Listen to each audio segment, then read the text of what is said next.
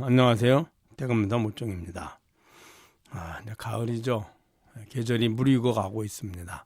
가을은 무상의 계절이고 수행의 계절이기도 합니다. 구름 한 점 없는 푸른 하늘을 보면 마치 우리의 자성과 같은 느낌이 납니다. 우리 불자님들 함께 열심히 공부해서 항상 자성을 일격 놓치지 않을 수 있도록 함께 해주시기를 부탁드립니다. 오늘도 여러분들과 함께 정의 결사문 공부해 보도록 하겠습니다. 67쪽입니다.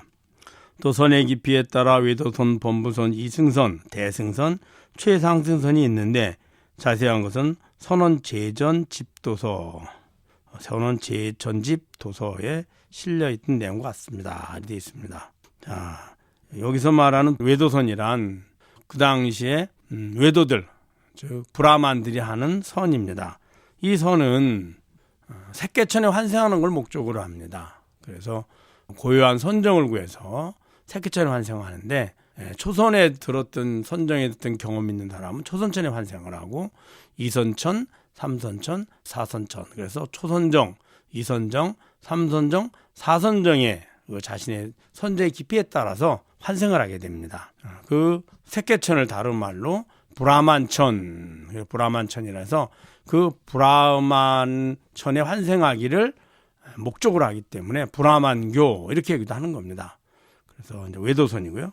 이제 범부선은 어떤 거냐면, 우리가 지금 번뇌망상에 많으니까 많이 괴롭잖아요. 그래서 지금 현재 번뇌망상으로부터 벗어나서 편안하고 즐거움을 구하고 나가서는 고요한 마음을 통해서 부처님을 관한다든지 혹은 불국토를 관한다든지 해서 보다 더 행복한 세계에 환생하기를 발언하는 것, 이것이 이승선, 범부선입니다. 범부선. 이승선은 뭐냐면 번뇌망상을 버리고 선정을 얻어서 무심정을 얻어서 무아를 깨달아서 생사윤회로부터 해탈하는 겁니다. 그래서 무아를 깨닫기 위해서 번뇌망상을 버리고 마음을 고요히 해 선정을 구하고, 그리고 무심정에서 무아를 깨닫게 하는 것, 그래서 아공을 깨달아서 생사윤회로부터 벗어나는 아라한이 되는 겁니다. 이게 이승선이고요. 그럼 대승선은 뭐냐?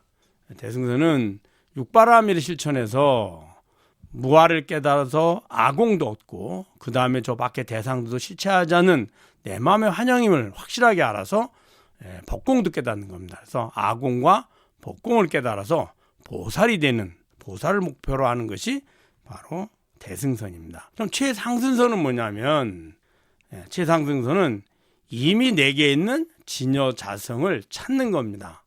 내게 없는 해탈 열반을 얻기 위해서 부처님의 가르침을 배워서 실천하고 산란심을 버리고 마음을 고요히 해서 아공과 법공을 깨닫는 것이 아니라 이미 내게 있는 진여 자성을 찾는 겁니다.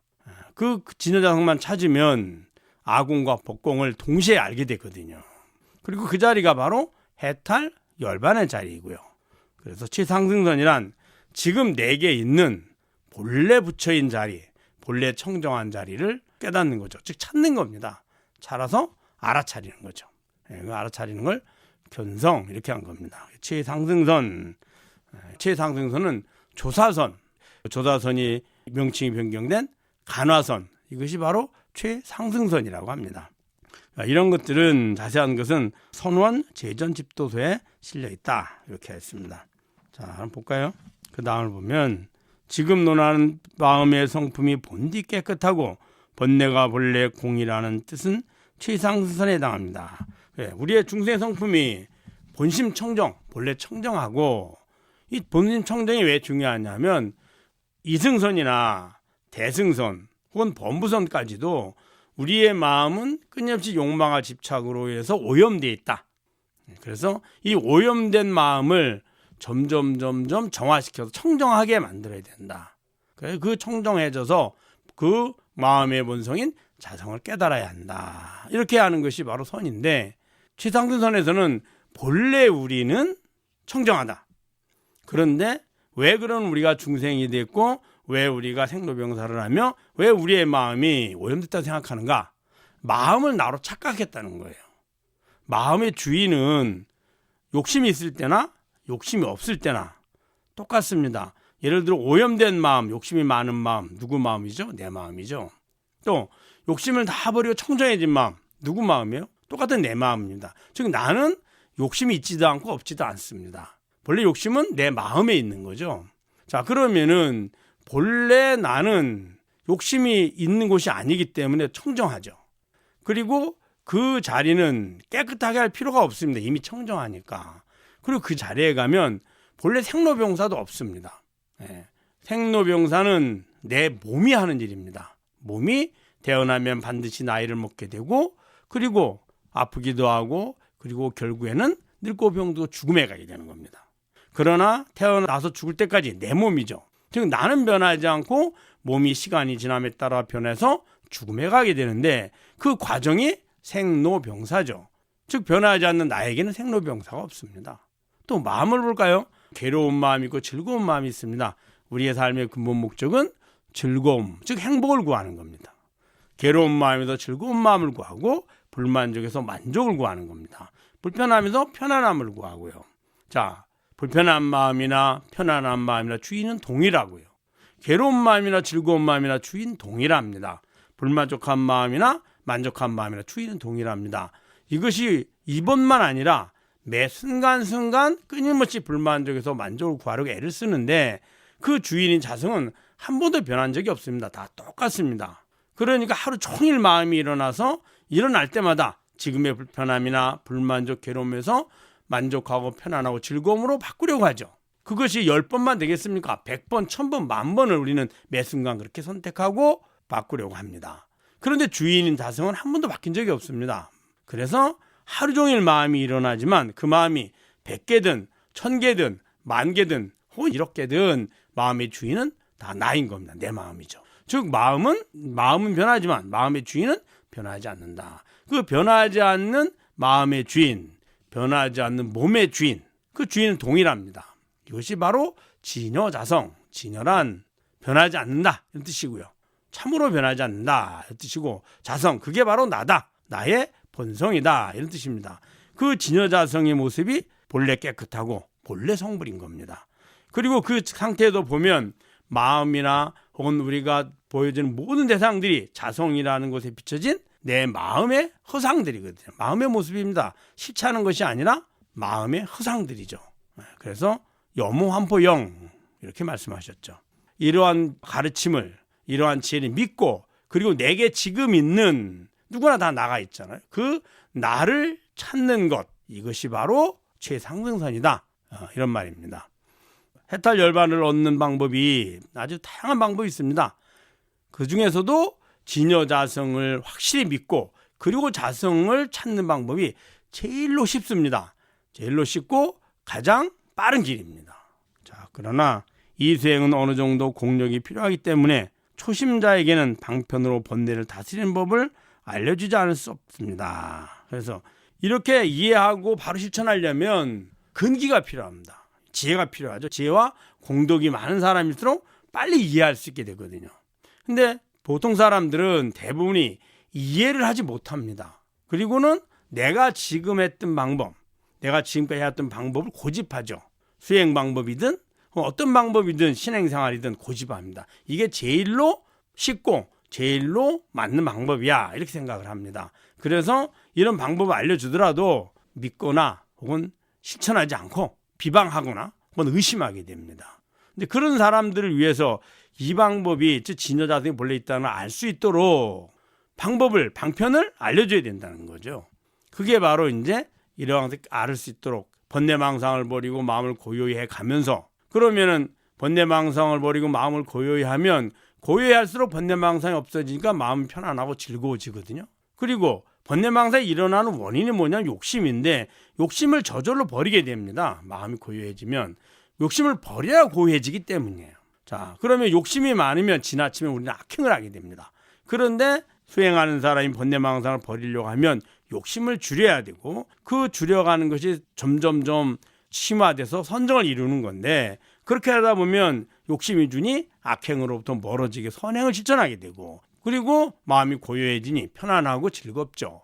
자, 그렇게 했을 때 이렇게만 계속 추구한다면, 그래서 목적지를 편안한 선정, 초선정, 이선정, 삼선정, 사선정을 구한다면 외도선이고, 그걸 통해서 지금 편안하고 즐거운 마음, 내지는 이것을 통해서 미래의 다음 생에 편안하고 즐거운 생을 환생하길 바란다면 이것은 범부선이고, 그것을 통해서 뭔가 마음이 내가 아니구나. 왜? 내 몸이라는 것, 내 마음이라는 것도 또한 내 마음이기 때문입니다. 그래서 무심해 가면 마음이 다 사라져버리니 나라고 이겼던 내 몸과 내 마음이 없구나 라고 해서 무아를 깨달으면 아라한이 되는 겁니다. 자, 더 나아가서 저 밖에 있는 대상들도 역시 똑같은 과정이니 그걸 깨달으면 보살이 되고요. 그런데 그러면 이 최상승은 어떻게 하느냐? 지금 번뇌망상을 버리기 위해서 끊임없이 부처님의 가르침을 배우고 그 다음에 계율을 지키고 그 다음에 실천해 갑니다. 그럴 때 배울 때도 누가 배우죠? 내가 배우죠. 계율을 지키고 듣고 배워서 지키는 것도 나입니다. 그리고 번뇌망상을 버리기 위해서 수행을 시작하고 시행을 하는 것도 나이죠. 그 주인인 나를 항상 일깨우는 겁니다. 이것이 바로 최상승에 가는 방법입니다. 번뇌망상을 다 버리고 그리고 나서 마음이 고요해져서 그리고 무심정을 얻어서 무아를 깨닫는 것이 아니라 지금 행하고 마음을 일으키고 마음을 행하고 실천하는데 그 과정 중에 항상 주인이 나가 있습니다. 하면서 동시에 주인 나를 놓치지 않고 일깨우는 것, 이것이 바로 최상승의 방법이다, 방편이다, 이런 말입니다. 그래서 그러나 이 수행은 어느 정도 공력이 필요하기 때문에 초심자에게는 방편으로 번뇌를 다스릴 수 있는 법을 알려주지 않을 수 없습니다. 그러므로 선정과 지혜를 함께 닦아 세상을 밝히도록 권하는 이 글에서는 방편과 실상을 함께 설명하고 있다는 것을 몰라서는 안 됩니다. 즉, 이 최상승선의 방편인데 방편은 항상 선정과 지혜. 선정은 번뇌망상을 버리고 마음을 고요히 하는 것이고요. 지혜는 그 고요한 마음 상태에서 세상을 다시 비춰보는 겁니다. 지혜랍니다. 그래야지만 어떤 것이 바른 행보를 가져다주는 방법인지 어떻게 하는 것이 해탈 열반의 길을 가는 건지를 알 수 있거든요. 그래서 선정과 지혜, 이 선정의 가장 완전한 선정은 진여자성에 머무는 것이고요.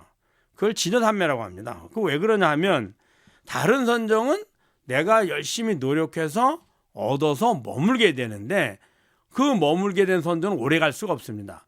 이미 내게 없던 것을 내가 노력해서 얻어진 것은 잠시 머무는 거지 이게 영원토록 유지가 안 되거든요.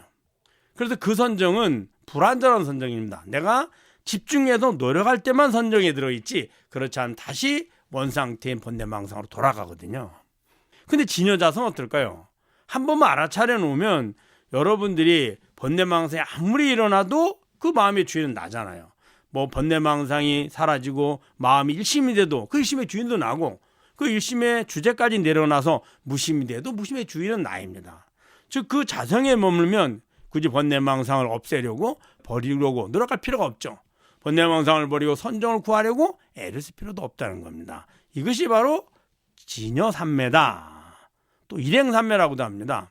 왜? 나는 한 가지만 합니다. 항상 마음이 일어나는 것을 비추어 알고 그 마음을 몸으로 행하는 것을 과정을 비추어 아는, 비추어서 보고 알기만 하죠. 행하는 것은 마음과 마음을 일으켜서 몸으로 움직여서 뭔가 마음이 행하는 거지 나는 지켜보고 알기만 합니다. 그래서 하루 종일 지켜보고 알죠. 일행삼매라고 합니다.